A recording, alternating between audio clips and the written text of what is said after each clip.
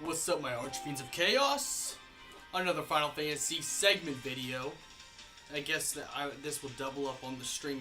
I'm gonna be missing out tomorrow because, well, I just beat the whole game. But anyways, this is a video. This is a character analysis. So what I'm gonna be doing is talking about the power scale and how strong Noctis, Lucis, Cealum is. You know, forget the thrills. It's just gonna be the analysis. And by the way, that's copyrighted by Uber Kari, so I just want to say if it's okay with you, man, to use that line for just this video at least. But watch his channel. If you like anime stuff, he has good stuff to talk about. But no, this is gonna be the analysis. Now, we already know Noctis, Lucis, Cealum can use all the royal arms. Any and all the royal arms. You know, so the power of the royal arms is already strong in itself. Plus, Noctis spent all his life training with Gladiolus, the son of the son of King Regus's bodyguard, Claris. You know, now if you're taught by someone who knows the trade of fighting, so you're gonna already be okay. Besides the royal arms. If he didn't have the royal arms, he would have been strong enough, because Gladio trained him from when he was 7 years old till now. So he's already strong as it is. You know, he's already got the power. Plus the royal arms makes him double the power. Plus he commands astrals, and astrals are gods, pretty much. Eventually, so he can command. He has the power to command Leviathan, Rama, Titan, and Bahamut. So he has that with the power of his royal arms and just his natural strength as it is. Plus, when he was on the road trip in Final Fantasy 15, he just gradually grew stronger through opponents. Through all the opponents he has fought. Like he has fought in Aranea Highwing, which, you know, yes, she surrendered, so that don't count. He didn't technically finish her, but, you know, she knew he was stronger than she was. And you know how strong and much of a bad bitch RNA Highwing is.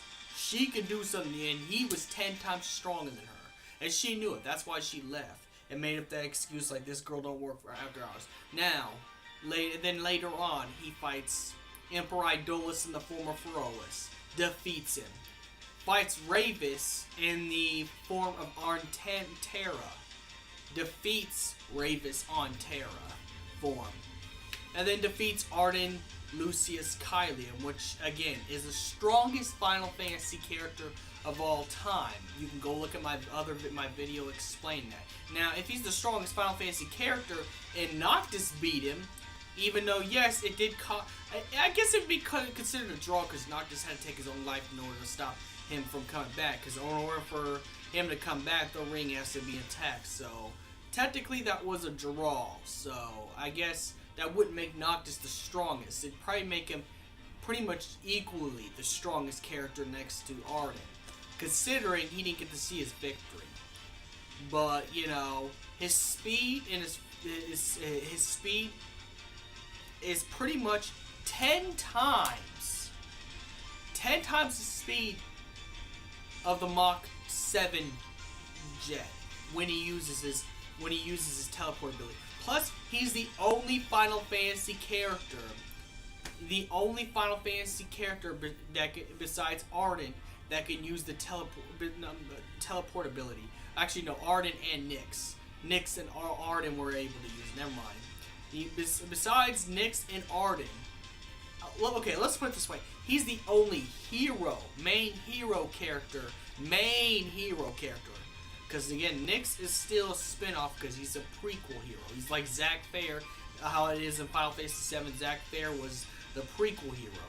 We're not going to put spin-offs in this. We're going to only put main games in this. So, out of all the main characters in the main game, and he's the main hero, Noctis is one of the only ones who can actually teleport using royal arms and stuff like that. Plus, he controls the ring of Lucii, pretty much the ring that everybody's after, the ring that Idolus was after, the ring that Arden was after. That's why Arden played both sides.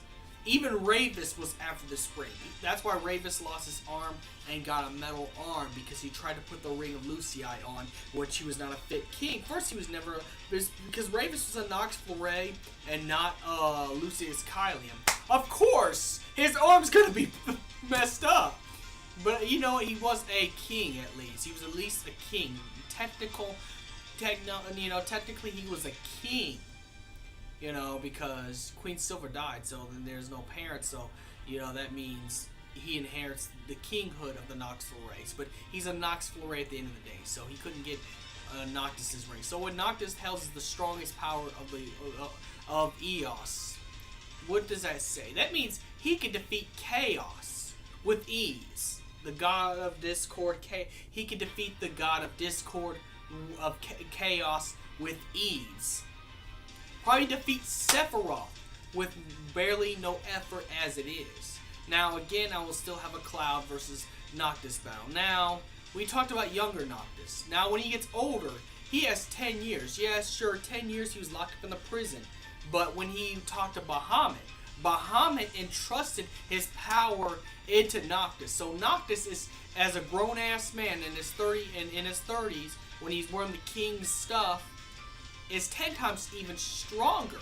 That's why I said, at this point, he surpassed Arden, because when he summoned his royal arms against Arden, Arden was outmatched, even though, yes, Arden was immortal. Arden was outmatched when he summoned his royal arms. That's why Arden was like, well, here is the king, here comes the king.